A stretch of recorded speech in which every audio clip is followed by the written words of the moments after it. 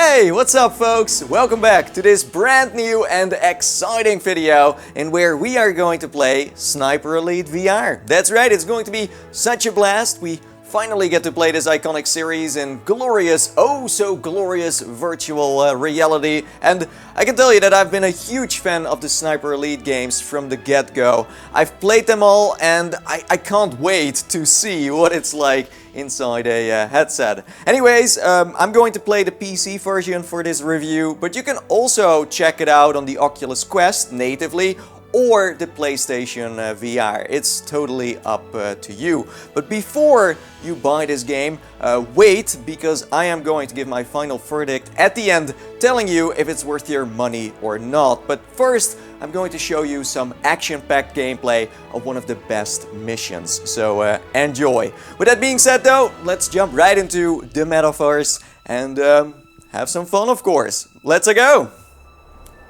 So this is going to be our playground for today, folks. Looks awesome, right? Our mission here is to, well, take out the enemy and steal a bunch of top secret documents. Oh! Those kill cams never get old. They are so brutal and oh so sexy. Auf Wiedersehen. The game gives you the choice to go full stealth or full Rambo. It's totally up to you. Be creative, be wild, and most importantly, have fun.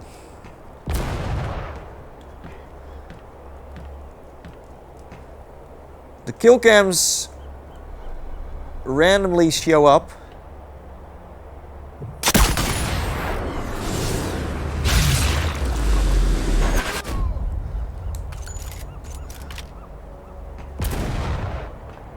You have to be lucky. You see those cannons in the distance? You can use their noise in your advantage.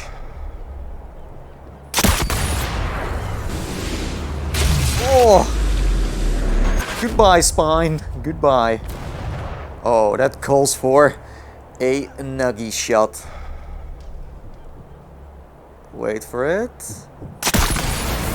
And bam! I think I'm going to cry. Are you serious? Another one? Ah! I'm on a roll today. That was pure art. Oh, we did make a lot of noise, so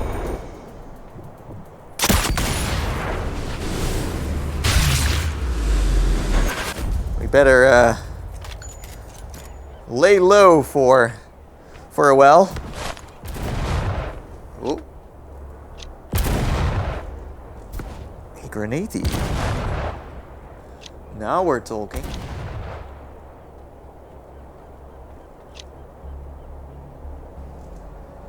Oh. Shh. That was a close one. This warehouse is packed with enemies.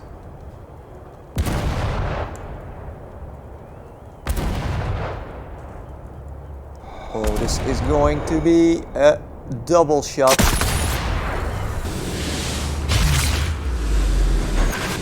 Oh! Grenade out! Woo! Let's steal these documents and get the hell out of here. We knew the Germans had positioned naval cannons along the coast, but now we knew how to use them. If we could capture one, perhaps we could turn it against the German defenses. Maybe.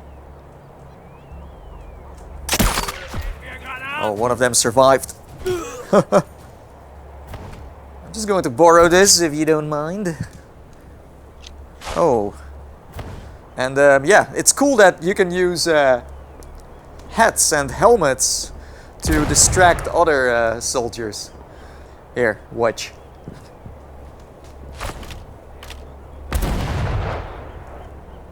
Hee.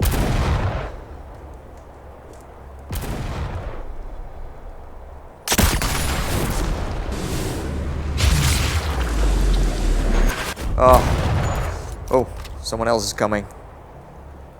Oh, the truck. Oh.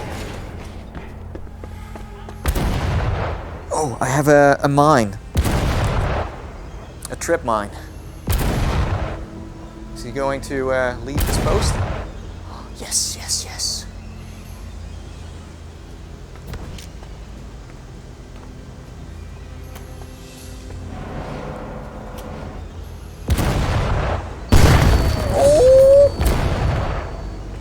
Ouch.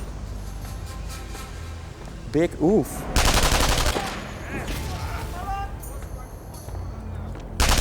Oh, those are the strongest soldiers that you can bump into.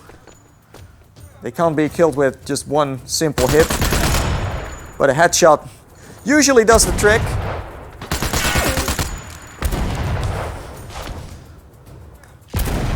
There goes another mine. Ah! Haha! There's a gunner that wants to take me out. Oh! Oh, we could have used a rocket launcher too. Oh, we can still do that. I should read the instructions first. And bada bing, bada boom.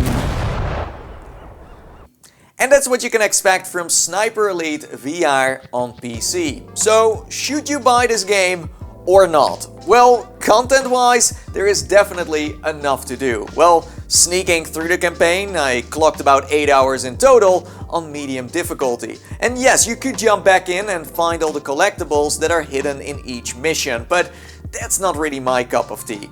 The hardest difficulty will probably keep you busy even longer, as wind speeds and bullet drops come into play as well. It's good to know that every mission comes with challenges that have to be partly finished to be able to proceed to the next one. So sometimes you are forced to replay a mission by, for example, scoring more points or make a certain amount of kills with a specific weapon. The missions are a bit of a roller coaster though. You have levels that are quite linear and take 5 to 10 minutes to finish, and there are ones that are bigger in size, like the one I just showed you, that take 15 to 20 minutes. But this also depends on how you play, of course, because if you decide to only go in guns blazing, this game is going to be over before you know it. Sniper Elite VR is the most fun when you play it with a healthy mix of going stealth and being Rambo. What these missions lightly suffer from is repetitiveness. They pull off the same tricks with almost identical objectives. It's a bit like GTA, where it's the same mission but in a different setting and with a different car and different weapon. It's sometimes real fun and refreshing, and sometimes it can also be real boring and more of the same. Having played it on PC, it does partly feel like it's getting held back visually too. Especially in the daytime maps, this is very noticeable. You're playing more of a Quest/PlayStation VR part than a game that uses the power of PC to its full potential. This is the same story for the interactions, because when you open a door, have to turn a valve or untie someone, you have to press and hold a button instead of doing it physically. Personally, this didn't take away the fun factor, but I do wish PC VR could have received more love. Anyways, the levels itself are jam-packed with opportunities to take out the enemy in creative ways that are going to make your time in VR a blast. The variation of sniper rifles that the game has is amazing. They literally have a weapon ready for each situation you are about to face. It's no surprise that the gunplay of the sniper rifles stands out the most. It's really satisfying to use them, and yeah, I wouldn't say it's extremely realistic to the point where you are able to control everything on the gun, but it does the trick. It is nice that they added an extra zoom function, as most headsets would lose tracking when being that close to the scope, so that was a smart design choice. The rest of the weaponry sadly feels arcadey. The handling, weight, reloading and accuracy of the secondaries isn't well done, and the way you deploy items could have been executed better too.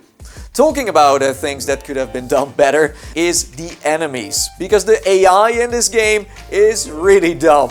I'm not joking, I've had multiple moments where I was flabbergasted by how they react to certain situations. At first I thought this was quite funny, but after a while I found out that this was going to be a returning subject throughout my playthrough. Let me give you a rundown of what I'm talking about here. I had enemies spotting me, but not even 5 seconds later they already forgot I was there. It's like they have a memory of a goldfish. And at other occasions I took out tons of soldiers in plain sight, and none of the others would respond to this. Or even worse, missing a loud shot with the individual, continuing their daily patrol and not caring at all. It's so frustrating. And when they do know you're there, two things can happen. One, they understand your position and know how to handle the situation by making tactical decisions that spice up the gameplay. Or two, they run around like there is no tomorrow, struggling to find cover or staying behind one.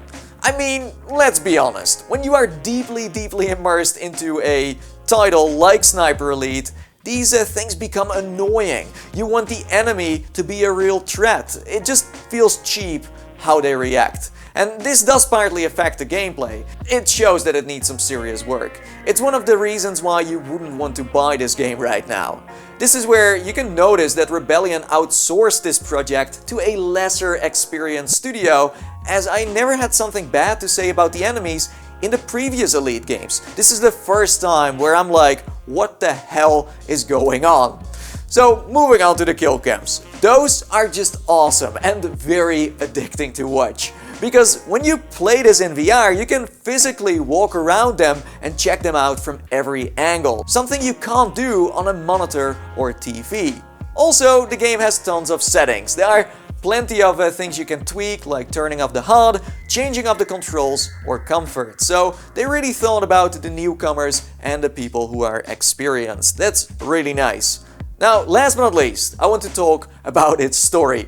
Personally, I didn't find the storyline that Sniper Elite VR was trying to tell interesting at all. So in between each mission, you have this veteran telling stories about his days of being in the midst of the war, but does it in a way that doesn't make you care about him or his motives. One of the problems is that the voice acting isn't very convincing. The real emotions never come forward because the script, in my opinion, seems to be badly written. Plus, the lack of cutscenes make the game's story feel cheap and uninspiring. Personally, it just never grabbed me. I do respect them bringing over the message that people have fought for our freedom and that we never want a war like we had in the 1940s ever again. But that's about it. I could go on about Sniper Elite for hours, but this in broad lines will give you a good idea if you should buy it or not. Overall, it's an okay title. The visuals are kind of acceptable, the music is awesome, the sounds are a pleasure for the ears, the gunplay is decent if you play with the sniper rifles, the secondaries, that's a different story, the enemies, not so smart. The missions have their ups and downs, and the execution of the story, well, sucks. Yeah, they missed the mark here and there, and it's clear that this game needs to be improved before you can call it a worthy Sniper Elite game. So, there will be links in the description below if you want to buy it. I think there are enough pros and cons that will make your decision easier. Let me know in the comments below what you are planning to do. And slam a like on this video if you enjoyed it, if it was useful. And something I also want to say is that, let's say this game does become super awesome and great and polished, then I think it would be interesting to see a co-op mode and a zombie army DLC, because I can't lie, I'm still a huge fan of the Sniper Elite game, so I want this to be the best one ever. So yeah, there you go. Anyways, with that being said, until next time, and bye bye for now. See you later.